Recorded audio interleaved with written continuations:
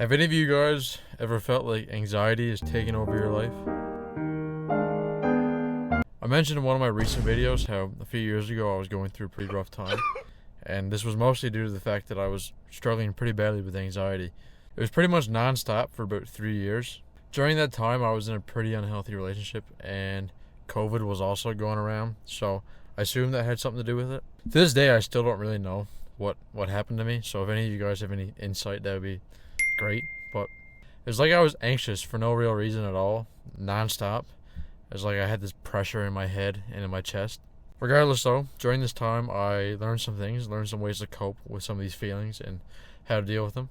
And that's what I'm going to be sharing with you guys today, in hopes that somebody can find something useful out of it, you know? You are my sunshine, my only sunshine.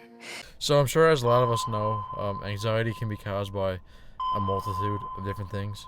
Things like your physical and social environment, your workplace, school, friendships, even your genetics. I'm not going to be talking about that today because, frankly, I'm not qualified. I don't feel comfortable talking about that. But I am going to be talking about some advice I have and some tips to manage it when it appears. When I was anxious all the time, the last thing I wanted to be doing was really anything. All I really wanted to do was sit down on my couch and watch YouTube and ruminate on my own thoughts, you know what I mean? There were certain periods within these time frames where I stopped exercising, and I stopped eating properly, and I stopped cleaning my house, I started to get more disorganized.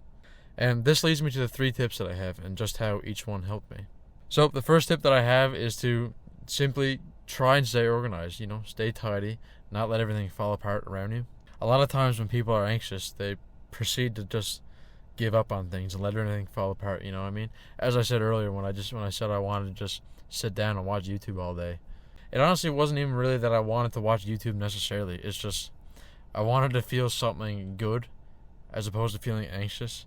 And I felt like if I did some of these chores, you know what I mean, I felt like that would only cause more stress for some reason. One day it might be not waking up.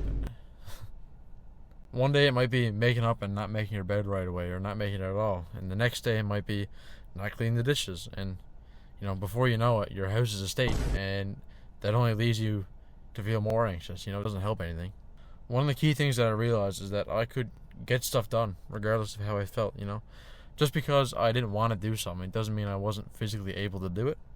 So even though I didn't want to do my chores, even though I just wanted to sit down on the couch and watch YouTube all day, I made it an effort to keep doing them. Because after I did them, I felt good about it.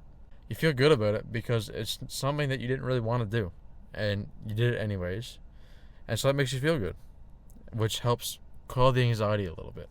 When things are disorganized and untidy and unkept, all that clutter does not help your anxiety at all. The second tip that I found useful was to exercise regularly.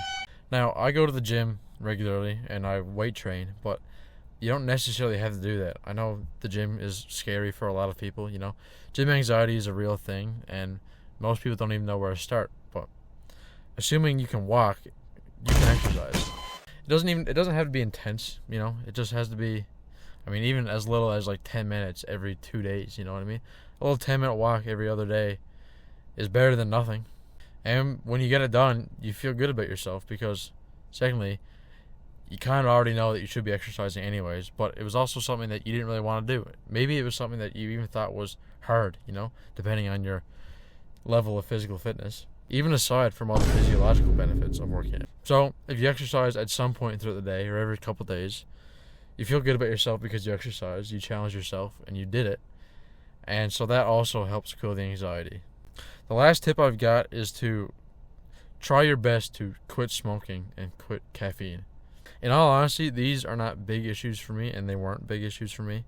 I never smoked, but there was a period of time in my life, especially when my anxiety really started, where I was consuming caffeine pretty regularly, like every day, whether it was energy drinks or pre-workout or whatever, and it did not help me at all.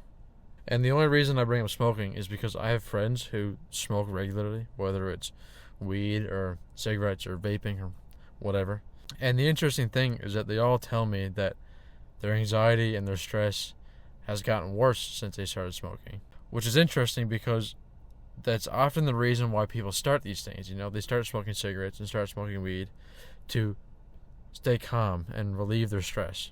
But in the long term, it actually ends up having an inverse effect. So I felt like it was worth bringing up that I have friends who experience these things, and if you can, try to avoid smoking. And as I said earlier with the caffeine, there was a period of time in my life where I religiously drank caffeine. It was probably daily at some points. And when I was drinking caffeine, that only made me more anxious. I'd be sat out in my car on my lunch breaks, just shaking, you know, with my heart beating out of my chest. I'd be so anxious after consuming it, even though the reason I consumed it was so I could feel more focused and better overall. But it only made my anxiety worse, so I gave it up, and I guess after a short period of time afterwards, my anxiety started to ease up a little bit, just because I wasn't pumping myself full of caffeine every day.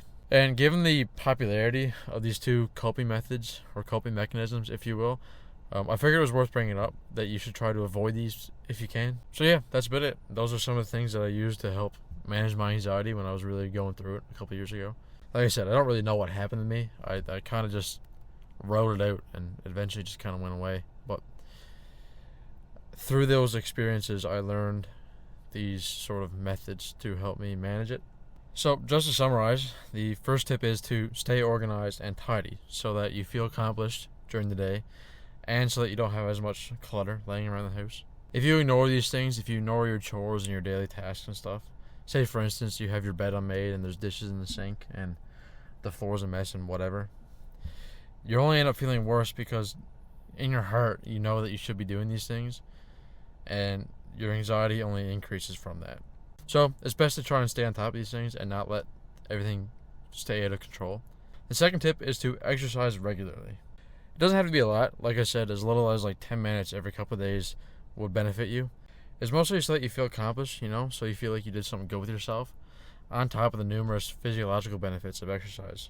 3 is to cut out smoking and caffeine to the best of your abilities. Caffeine was a pretty big contributor to my anxiety at the early stages. And from talking to my peers who smoke, they say that their anxiety has only gotten worse since they started smoking. You know, when they're sober or when they're craving a cigarette or something, their anxiety is worse than it once was before they started. So it was probably a good idea if you can try and limit that as much as you can. And yeah, hopefully that information can help some of you guys out. But that's it for me. If you enjoyed this video, you'll probably enjoy this video I have on screen right now about depression. Also, consider subscribing because I'll be posting content like this every Friday. And yeah, until next time, take care.